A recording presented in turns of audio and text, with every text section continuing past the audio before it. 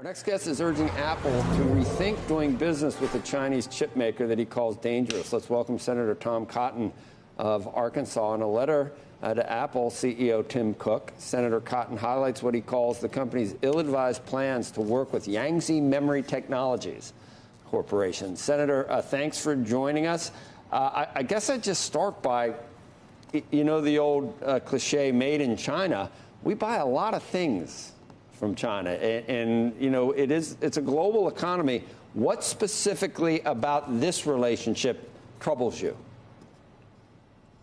Joe, we buy way too many things in China. I understand a lot of companies were encouraged by our government and administrations of both parties to make investments in China for 30 years. But we need to be taking steps to decouple ourselves from China, especially in strategic sectors like technology or semiconductors. Apple really needs to rethink this decision. YMTC is state affiliated and state subsidized. That's one reason why they've been able to grow such a large market share in these relatively low-tech but ubiquitous kinds of memory chips.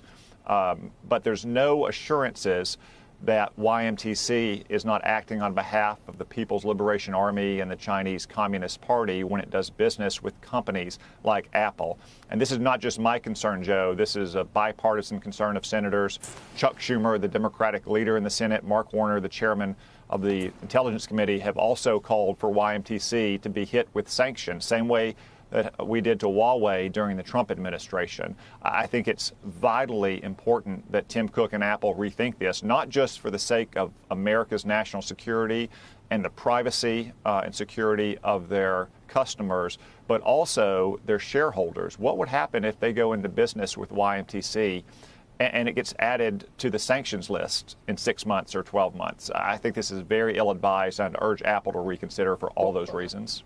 Okay. How many other companies could you throw into the same basket? And if I think memory chips and low tech and, you know, we lead in technology here for chips and chip making equipment and intellectual property, but we do farm out a lot of the low tech memory type stuff to other parts of the world. We can't really.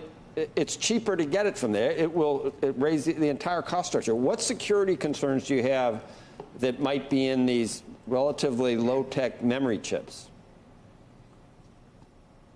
Well, Joe, it's right that we do outsource a lot of the manufacturing for these kind of ubiquitous low-tech chips.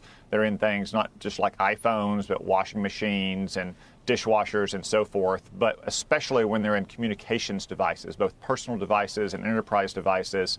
The risk is with the manufacturing occurring in China, we simply may not know what this company is doing at the behest of the People's Liberation Army or the Chinese Communist Party. And it could put at risk the security of all those devices. I'll just use one analogy. Look at what we did with Huawei. We didn't want Chinese manufactured systems running our telecommunications devices in the civilized and free world.